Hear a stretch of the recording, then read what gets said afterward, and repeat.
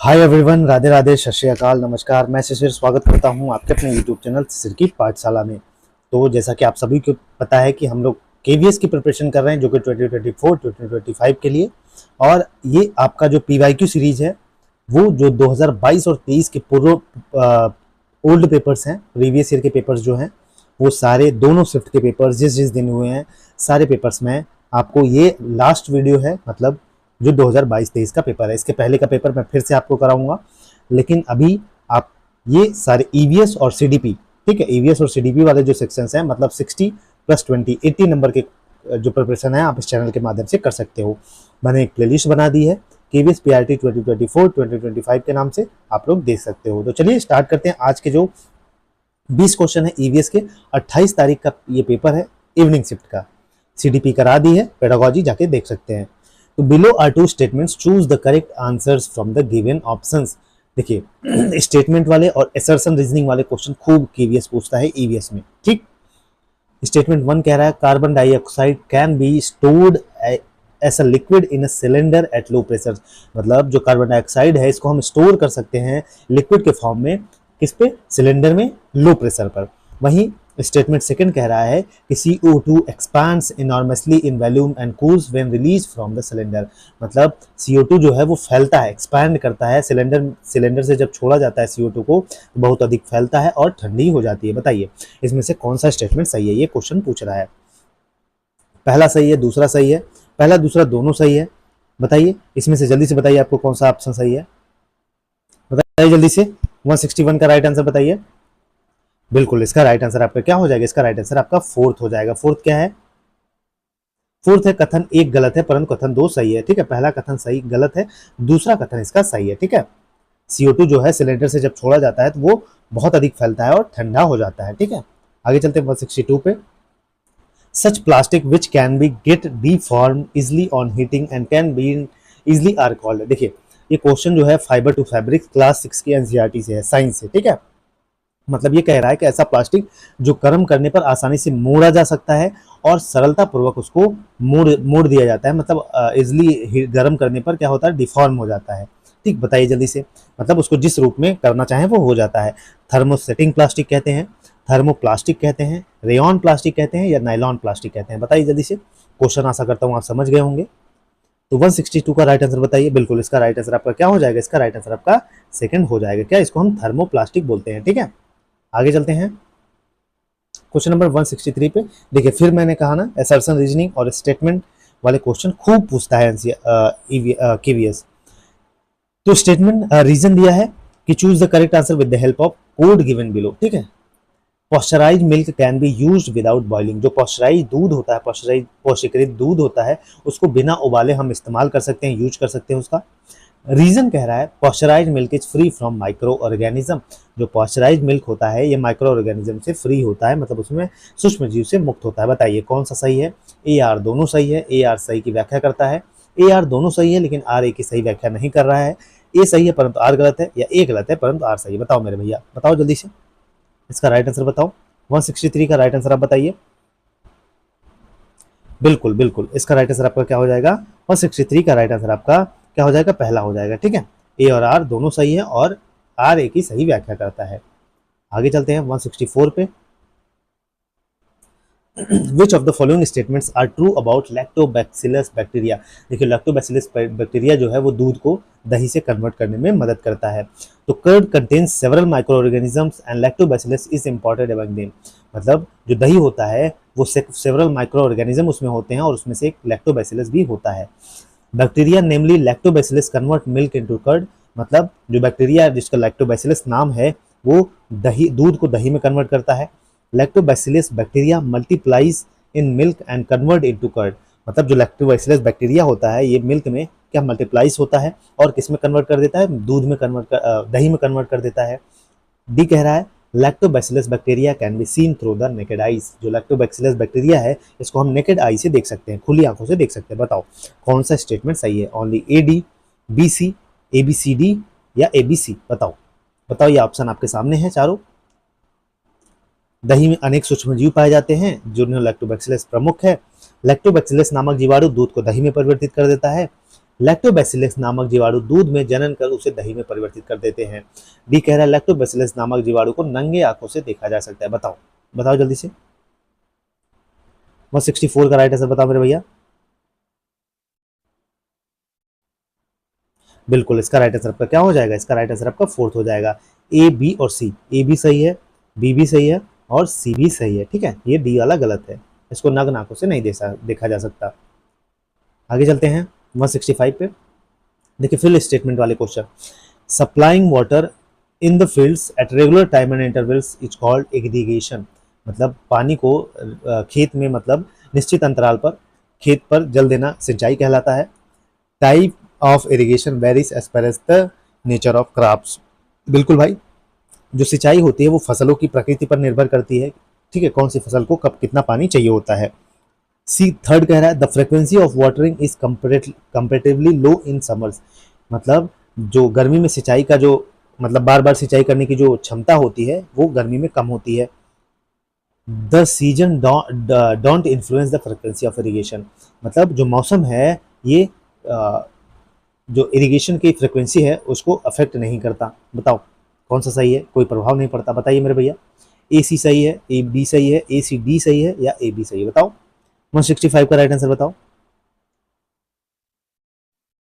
बिल्कुल, इसका right answer 4 हो जाएगा, केवल ए बी। बिल्कुल, निश्चित अंतराल पर खेत में जल देना सिंचाई कहलाता है और सिंचाई के समय फसलों की प्रकृति के अनुसार भिन्न भिन्न होता है। ठीक है, तो दोनों सही ऑप्शन हो जाएगा। आगे चलते हैं। तो क्वेश्चन नंबर 166 है विच of the following is true about crop rotation. ठीक है, ये एनसीईआरटी की साइंस का क्वेश्चन है। ज्योग्राफी वाले सेक्शंस में ये क्वेश्चन पूछा गया है। 6-7 की जब आप एनसीईआरटी पढ़ेंगे तो वहां पे आपको ये क्वेश्चन मिल जाएगा। तो क्वेश्चन ये पूछ रहा है कि क्रॉप रोटेशन के बारे में कौन सा कथन सही है, आपको ये बताना है। पहला है crop rotation is done bye growing different kinds of crop alternatively. मतलब फसल चक्रण या क्रॉप रोटेशन जो होता है एक फसल के बाद दूसरे किस्म की फसल को मतलब सीरियल वाइज उगाया जाता है। ठीक है, मतलब डिफरेंट काइंड्स ऑफ जो क्रॉप है वो अल्टरनेटिवली एक खेत में उगाए जाते हैं। बी कह रहा है crop rotation helps in the replenishment of the soil with nitrogen. मतलब जो क्रॉप रोटेशन है भैया ये मिट्टी में नाइट्रोजन जो नाइट्रोजन होता है ये क्या करता है, उसके रिप्लेनिशमेंट में मदद करता है। ठीक है, उसका जो नाइट्रोजन होता है वो पुनः मतलब फिर से आ जाता है। ठीक है, मिट्टी में नाइट्रोजन की क्षमता जो होती है वो अधिक हो जाती है। सी कह रहा है earlier farmers in northern India use to grow legumes at fodder in one season and wheat in the next season. मतलब उत्तर भारत में जो किसान होते थे पहले फसल चक्रण के तौर पर मतलब क्रॉप रोटेशन के तौर पर पहले जो चारा वाले होती थी एक ऋतु में वो उसको उगाते थे और गेहूं दूसरे ऋतु में उगाते थे, दूसरे मौसम में। बी कह रहा है crop rotation has reduce the production as well as the fertility of soil has also reduce. मतलब क्रॉप रोटेशन की वजह से जो सॉइल की प्रोडक्शन मतलब जो प्रोडक्शन रेट है वो घटी है और जो सॉइल की फर्टिलिटी है वो भी कमी हुई है उसमें। बताओ इसमें से कौन सा कथन सही है, आपको बताना है। हिंदी में क्वेश्चन देख लीजिए कि भैया जो फसल चक्र होते हैं मतलब एक किस्म की पहले फसल उगाते हैं फिर दूसरे किस्म की उगाते हैं, उसी को अल्टरनेटिवली को इसको हम क्या कहते हैं, क्रॉप रोटेशन कहते हैं। बी कह रहा है फसल चक्रण से मिट्टी में क्या होता है, नाइट्रोजन का पुनः पूरण होता है। और तीसरा सी कह रहा है पहले उत्तर भारत में किसान क्या करते थे कि पहले एक ऋतु में एक मौसम में फलीदार या चारा वाली सब्जी उगाते थे मतलब चीजें उगाते थे और दूसरे ऋतु में गेहूं। ठीक है, वहीं डी कह रहा है फसल चक्रण से क्रॉप रोटेशन की वजह से जो पैदावार है हमारी प्रोडक्शन है वो घट जाती है और उसके साथ मिट्टी की जो फर्टिलिटी है वो घट हो जाती है। ये आपको बताना है, बताओ कौन सा सही है। 166 का राइट आंसर बताओ। बिल्कुल बताओ मेरे भैया, इसका राइट आंसर आपका 166 का राइट आंसर आपका 4 हो जाएगा। A B C. ठीक, ए भी सही है और क्या सही है, बी भी सही है और क्या सही है, सी भी सही है। ठीक है, हम आगे चलते हैं 167 पे। देखिए 167 बहुत आसान क्वेश्चन पूछा है। During heavy exercise we get cramps in the leg due to the accumulation of. मतलब जब हम बहुत ज्यादा एक्सरसाइज कर लेते हैं तो हमारी टांगों में जिस मतलब ऐठन होती है कुछ सब्सटेंसेस होते हैं जो स्टोर हो जाते हैं। ठीक है, क्रैम्प्स हो जाते हैं, cramps in the leg due to the accumulation of. किसकी वजह से होता है, ऐठन किसकी वजह से होता है बताओ, किस पदार्थ की वजह से, लैक्टिक एसिड की वजह से, कार्बन डाइऑक्साइड की वजह से, अल्कोहल की वजह से या वाटर की वजह से। बताओ अत्यधिक व्यायाम करते समय हमारी टांगों में जिस पदार्थ के संचयन से ऐठन होती है वह है, बताओ। 167 का राइट आंसर बताओ। बिल्कुल भाई, इस लैक्टिक एसिड बढ़ जाता है। ठीक है, जब भी कभी आपके पैर में एड़ियों में दर्द हो तो समझ लीजिए लैक्टिक एसिड की मात्रा जो है वो बढ़ गई है। ठीक है, आगे चलते हैं 168 पे। Suppose you are stuck in a storm accompanied by lightning, which of the following places be the most suitable for you to take shelter? Question ये कह रहा है कि कल्पना करो, इमेजिनेशन करो, तुम भी इमेजिन कर लो, क्या दिक्कत है कि आप कहीं फंस गए हैं, ठीक, स्टॉर्म है, लाइटनिंग मतलब बहुत तेज गरज रहे हैं बादल और बिजली तड़क रही है, तो आपके इसमें से सबसे बेस्ट प्लेस कौन सा होगा जहां पर आप शेल्टर लेंगे? Big trees, small trees, open storage shed, windows of building, बताओ, बड़े पेड़, छोटे पेड़, खुले भंडारण वाले शेड या इमारतों की खिड़कियां, बताओ मेरे भैया। 168 का राइट आंसर बताओ। बिल्कुल बिल्कुल बताओ। इसका राइट आंसर आपका सेकंड हो जाएगा, स्मॉल ट्रीज, जो छोटे पेड़ होते हैं, ये सबसे बेस्ट तरीका होता है, ठीक है। ठीक, चलो आगे चलते हैं। 169 देखिए, फिर असर्शन रीजनिंग वाले क्वेश्चन, ठीक है, असर्शन रीजनिंग वाले क्वेश्चन खूब पूछता है केवीएस, ठीक। Given below are two statements, one of them is label as assertion and other is label as reason. दो स्टेटमेंट दिए गए भाई, एक रीजन है, एक असर्शन है। पोलर बियर वॉक फास्ट, जो पोलर बियर होते हैं वो बहुत तेजी से चलते हैं, ध्रुवी भालू जिसको कहते हैं। Polar bears have thick fur, उनके पास, भालू के पास क्या बाल जो होते हैं उनके मोटे होते हैं, बताओ। ए और आर दोनों सही है, ए आर की सही व्याख्या कर रहा है, ए और आर दोनों सही है, लेकिन आर सही, ए की सही व्याख्या नहीं कर रहा है। ए और आर दोनों गलत है, ए और आर दोनों सही है, बताओ बताओ मेरे भैया कौन सा ऑप्शन सही है। हिंदी में भी देख लो, हिंदी में भी क्वेश्चन देख लो।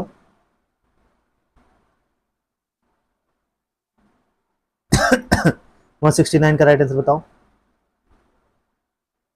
बिल्कुल, इसका राइट आंसर आपका फोर्थ सही है, ठीक है, मतलब ए गलत है परंतु आर सही है, ठीक है। ध्रुवी बालू के जो बाल होते हैं वो मोटे होते हैं, लेकिन ध्रुवी बालू बहुत तेजी से नहीं चलते, ठीक। आगे चलते हैं, 170 पे आगे भैया। चूज द करेक्ट इक्वेशन, देखिए ये हमारा डाइजेस्टिव सिस्टम से क्वेश्चन पूछा गया है, ये हमारी एनसीईआरटी का क्वेश्चन है, क्लास 7 की एनसीईआरटी से। Elementary canal, associated glands is equal to digestive system, पाचन तंत्र, आहार नली, सहायक ग्रंथियां इज इक्वल टू पाचन तंत्र, digestive system plus associated gland बराबर alimentary canal, digestive system plus alimentary canal बराबर एसोसिएटेड ग्लैंड। फोर्थ है digestive system is equal to alimentary canal is equal to associated gland. बताओ कौन सा इक्वेशन जो है करेक्ट है इसमें से, ये बताना है आपको, ठीक। पहले आहार नली, फिर सहायक ग्रंथियों से मिलकर हमारा पाचन तंत्र कंप्लीट होता है, पाचन तंत्र प्लस सहायक ग्रंथियां मिलती है तो हमारी आहार नली होती है, पाचन तंत्र प्लस आहार नली से क्या होती है, हमारी सहायक ग्रंथियां होती हैं, पाचन तंत्र प्लस आहार नली इज इक्वल टू सहायक ग्रंथियां। बताओ 170 का राइट आंसर बताओ। बिल्कुल, इसका राइट आंसर आपका पहला हो जाएगा, आहार नली प्लस सहायक ग्रंथियों से हमारा क्या होता है, बराबर पाचन तंत्र होता है, ठीक है। आगे चलते हैं, 171, ठीक, क्या 171 क्वेश्चन पूछा, below are few statements related to right forest act, choose the correct answer with the help of given codes. मतलब दिस एक्ट वाज, जो फॉरेस्ट एक्ट है 2009 में पास हुआ था। According to this act, people who have been living in the forest for at least 50 years have a right over the forest land। मतलब जो forest act 2009, मतलब जो फॉरेस्ट एक्ट है, राइट टू फॉरेस्ट एक्ट, इसके तहत अगर कोई भी पर्सन किसी फॉरेस्ट में 50 साल से ज्यादा रह रहा है तो उसका वो राइट, उस फॉरेस्ट लैंड में उसका राइट हो जाता है। सी कह रहा है the work of protecting the forest is done by the Gram Sabha, मतलब जो फॉरेस्ट का प्रोटेक्ट का काम है वो ग्राम सभा के द्वारा की जाती है। कौन सा सही है बताओ बताओ। यह कानून 2009 में पारित किया गया। इस कानून के अनुसार जो कम से कम 50 साल जंगल में रहते हैं उनका जंगल की जमीन पर हक है। जंगल बचाने का काम ग्राम सभा का होता है। बताओ बताओ 171 का। बिल्कुल, इसका राइट आंसर आपका थर्ड हो जाएगा, क्या, केवल सी, ठीक है, केवल सी, मतलब जंगल बचाने का काम ग्राम सभा का होता है, ठीक। आगे चलते हैं, 172,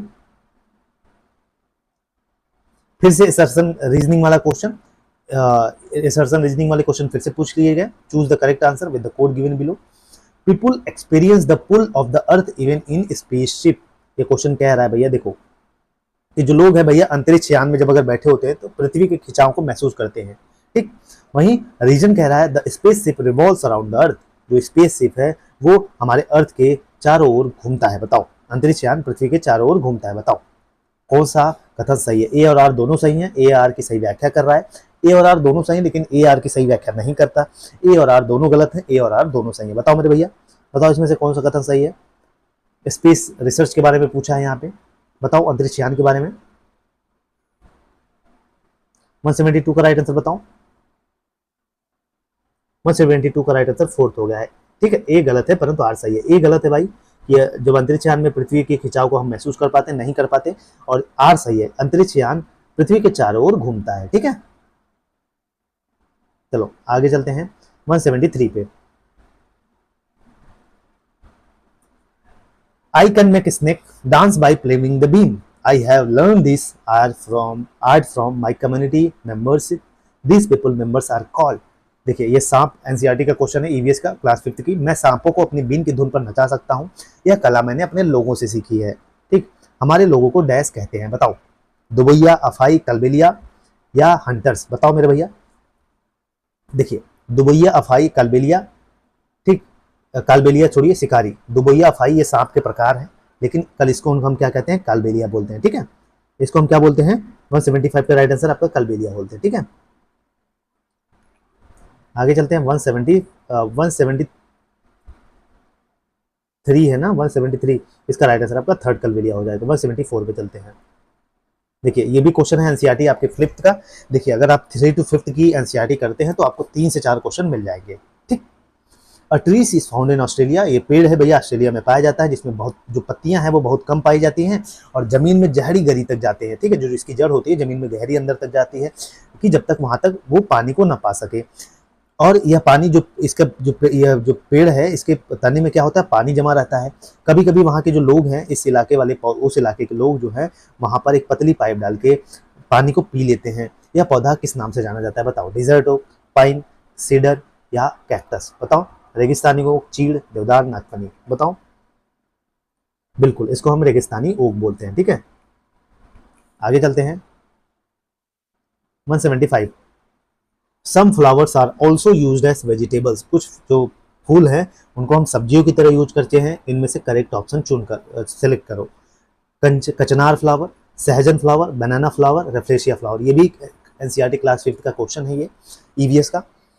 मतलब ये क्वेश्चन कह रहा है भैया 175 कि हम कुछ फूलों का प्रयोग सब्जियों के रूप में करते हैं। निम्नलिखित में से सही का चयन करो, बताओ। बिल्कुल 175 का राइट आंसर आपका थर्ड हो जाएगा, ABC। ठीक है, कचनार का फूल, सहजन का फूल और केले का फूल जो है ये हम क्या करते हैं, इसको हम सब्जियों के रूप में यूज करते हैं। लेकिन रेफ्लेशिया का फूल ये सबसे बड़ा होता है, इसको हम नहीं करते। ठीक, सब्जी की तरह। 178 पे चलते हैं। Arrange the following in the correct sequence with the help of code. मतलब करेक्ट सीक्वेंस में इसको सेलेक्ट करना है मेरे भैया। बताओ। After a lot of effort and thinking people learn to make pots. मतलब बहुत ज़्यादा एफर्ट करने के बाद और सोचने के बाद जो पीपल हैं, जो लोग हैं, वो पॉट्स को बना पाते हैं। दूसरा क्वेश्चन का दूसरा कह रहा है मतलब बर्तन बनाना सीखते हैं। People also discover that clay pots could be made stronger by baking them in fire. लोगों ने यह भी खोज लिया है कि भाई मिट्टी के जो बर्तन हैं मजबूत बनाने के लिए उन्हें आग में पका लेना चाहिए हमें। और तीसरा कह रहा है they people started feeling the need of store and cook food. फिर उसके बाद लोगों को क्या हुआ कि खाने पीने की चीज़ों को जरूरत पड़ी कि उनको पकाने के बाद और पकाने और सामान रखने के लिए बर्तन की जरूरत पड़ने लगी। डी कह रहा है many many years ago there was a time when people had no pots. बताओ, बहुत बहुत साल से पहले एक समय ऐसा था जब लोगों के पास बर्तन ही नहीं थे। बताओ, सही क्रम से इसको जोड़ना है, आपको बताना है कि पहले कौन आएगा सीक्वेंस से। ठीक है, बताओ मेरे भैया, बताओ। 176 का राइट आंसर बताओ। बिल्कुल 176 का राइट आंसर आपका सेकंड हो जाएगा, डी। पहले डी आएगा, बहुत बहुत साल पहले लोगों को बर्तन की जरूरत पड़ती थी। फिर उसके बाद क्या आएगा, उसके बाद आएगा सी, लोगों को खाने पीने चीज़ों को पकाने के रखने के लिए बर्तन की जरूरत पड़ने लगी। फिर लोगों ने क्या किया, लोगों ने बहुत कोशिश किया और दिमाग लगाया, फिर बर्तन बनाना सीख गए। उसके बाद क्या हुआ कि मिट्टी बर्तनों को मजबूत और आग में पकाना चाहिए। ठीक, सीख गए। आगे चलते हैं 177। You have gone to travel to a place where sea fish made in the coconut oil is being served to you. Tell the place where you have gone to travel. देखिए चौथा क्वेश्चन है NCERT का। ठीक, 20 में से अगर 4 से 5 question आपके 3 to 5th के एनसीईआरटी के मिल जा रहे हैं तो क्या बात है। You have gone to travel to a place where sea fish made in the coconut oil is being served to you। मतलब आप एक ऐसी जगह घूमने गई हैं भैया जहाँ की नारियल के तेल में बनी हुई सुंदर की मछली परोसी गई। ठीक, बताइए आप किस जगह घूमने गए हैं, बताओ। वेस्ट बंगाल गए हैं, पश्चिम बंगाल, गोवा, मणिपुर, मिजोरम, बताओ। बताओ कहाँ गए हो। तो इसका राइट आंसर बताओ, 177 का राइट आंसर बताओ।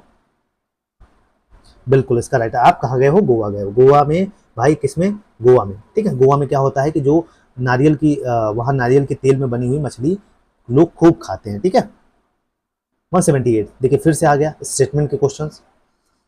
सही स्टेटमेंट इसमें से करेक्ट ऑप्शन चूज करना है। Children should be encourage to make friends with a tree. water it look like it and observe it minutely.